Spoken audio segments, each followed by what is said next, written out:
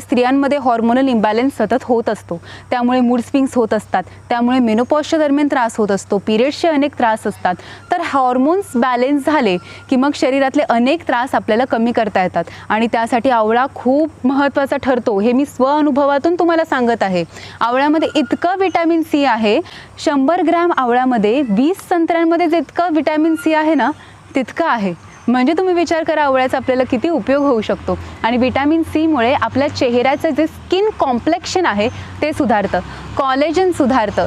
तसंच पिगमेंटेशन जर असेल म्हणजे चेहऱ्यावरती काळे डाग असतील किंवा पिंपल्स किंवा ॲक्ने सतत येत असतील, सुरकुत्या येत असतील तर आपल्याला आवळ्याचा उपयोग होईल. एकदा व्हिटॅमिन सी वाढलं की चेहऱ्याचं कॉम्प्लेक्शन सुधारतं, चेहरा तुकतुकीत होऊ लागतो आणि तसंच आपल्या केसांचंही आरोग्य सुधारतं. आता तुम्ही बघितलं असेल बघा, बाजारात आपल्याला आवळ्याची तेलं मिळतात.